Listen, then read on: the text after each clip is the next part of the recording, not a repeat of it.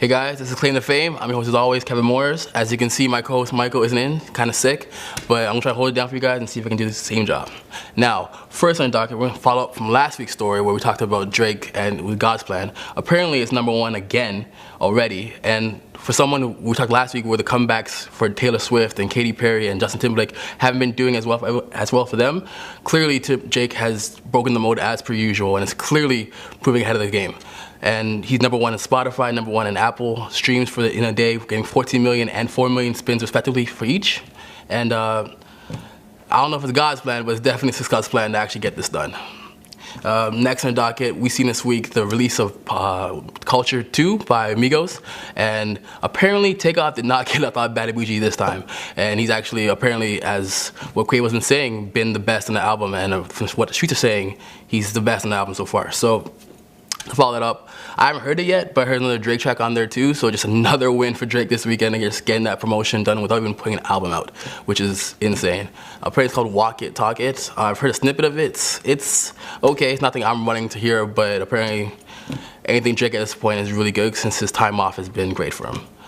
And the thing about this episode this week, since it's the 6th anniversary of the Grammys this weekend, we decided to do kind of a Grammy special, just give a little idea of what we think should win and will win this week.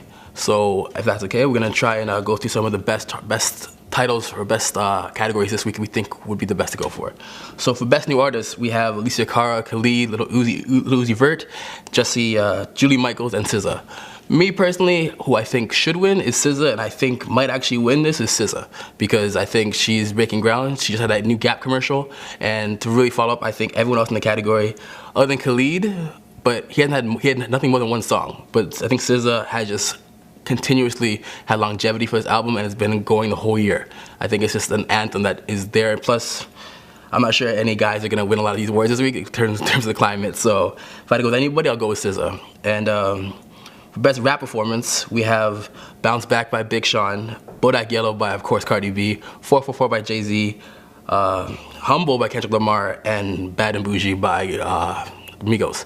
Now, if I had to guess, I would say this is probably where Cardi B's gonna kill. I think anyone else here is either too old. I think Jay-Z's album, he's already getting on it that night, so I doubt he's gonna actually get anything major. I think that's gonna be his big praise. So I think the idea of him losing or winning to Cardi B over this doesn't make sense to me. I think the Grammys want that moment, and if Cardi B can't get nominated for Best New Artist, it only makes sense that she'd be nominated for win at least in the Best Rap Performance, and just have that moment that will be all over Instagram and just have that social media impact.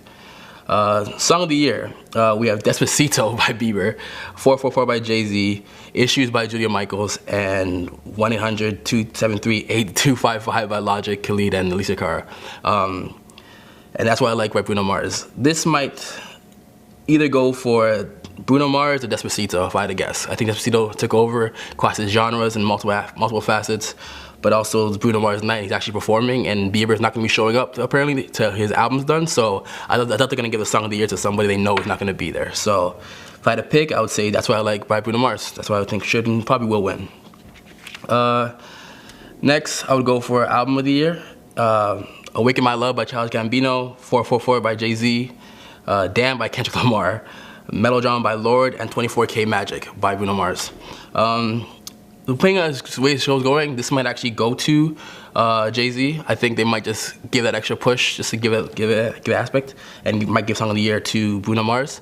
But for people who don't know the difference between Album of the Year and or Song of the Year and Record of the Year, Record of the Year goes for songwriting, lyricism, and social impact, while Song of the Year is known for lyricism and melody.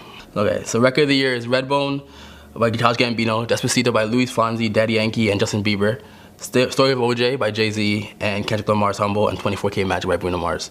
And if I had to pick for each of those categories, again, I would say 444 for Jay-Z for Album of the Year, and Record of the Year would probably be, if I had to pick, it might go to Kendrick Lamar. I think Humble. I think they want also another social impact moment for that, and I think Kendrick Lamar going up there and winning that big a record might actually do damage as well, just kill the game. But for the award show, we have some performances we're gonna see. We're gonna see Bruno Mars with Cardi B, which is gonna be another highlight reel of the moment for the night. Just for them to do a Finesse, Bodak Yellow combination with that's what I like. I think it's just, you're just asking for, it's pretty much a Super Bowl performance without being one.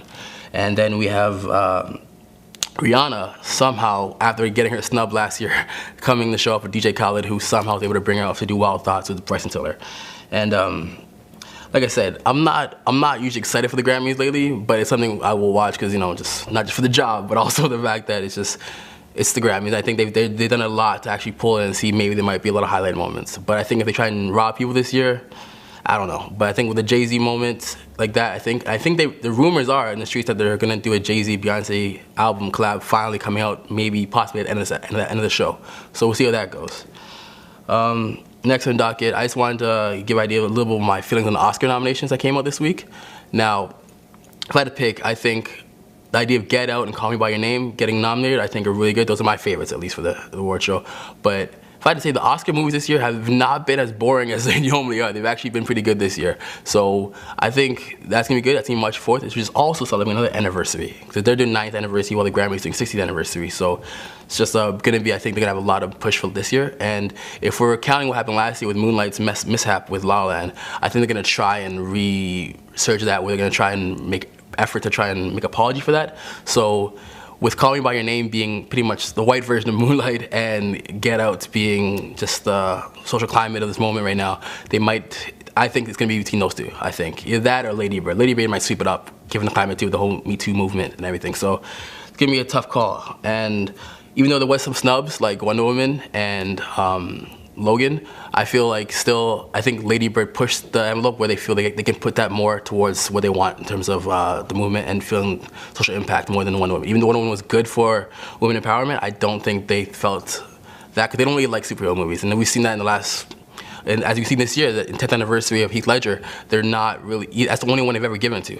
And the idea being, I'm not saying death needs to happen where they would win, but it's the only time they've actually praised superhero movies. And I think for years to come, especially if this is a given where Wonder Woman had such a push, they're still not giving it its credits due.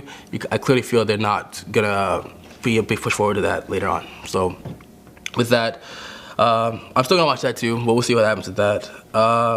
Next, I wanna try this new segment. Hope you guys can mess with this. Probably called Kev's Recs, which is like recommendations where we give 3 choices. This week my turn, Mike's next week. But I think I want to give it 3 different categories, which is TVs, movie, and music. And I figured just to give you guys an idea of what we kind of like, and just give you guys hopefully a chance to explore and discover new stuff. First, a song. I want to try Ocean Eyes by Billie Eilish, which with the Blackberry remix though, not the original. The original is amazing. I just think Blackberry remix is just something everyone has to listen to, and it's just gonna blow your mind. Can't stop thinking of your diamond. For movies, this is an Oscar pick that I think is sweeping up right now, but I think a lot of people aren't gonna actually watch it, but I have to recommend it. 3 Billboards Outside of Ebbing, Missouri. I know it sounds like it's just gonna be some horrible movie, but I promise you guys, it's one of those mind, soul challenging movies that really challenge your moral compass, and it makes you question, even guys you hate, you think you're not gonna like at all in the movie, you might end up rooting for it by the end of the movie. And I think any movie that can make you hate somebody so much viscerally and then like them at the end, I think is a movie you should watch. So again, that's 3 Billboards Outside of Ebbing, Missouri, which is gonna be Oscar tender. And people always say they always wonder how these movies can win. I can see how this movie might actually win big there. This reporter, for one, hopes this finally puts an end to the strange saga of the 3 Billboards Outside. Then put an end to you f***ing retard. This is just a f***ing start. Why don't you put that on your Good Morning Missouri f***ing wake-up broadcast, bitch? And for TV show, I started watching this movie called the show called Marvelous Miss Maisel.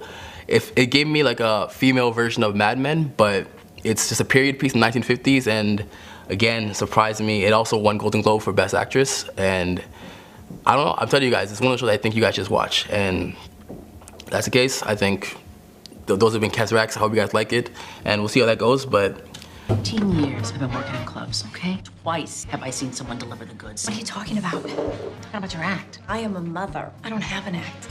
And you will when we're done. So those are my recommendations, but if you guys have any choices or options that you think I should be watching, leave them down below, and I look forward to looking at them because I have such a sponge for information. It's pop culture brain of mine. So just if you got anything, leave it down below, and I'll check it out. And hopefully he will make Kevin recommendations. This has been Claim to Fame. I'm yours as always, Kevin Morris. Michael McCrudden will be back next week, I promise.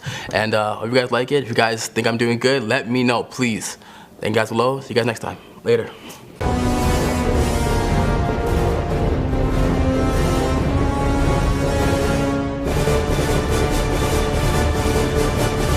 What's going on, guys?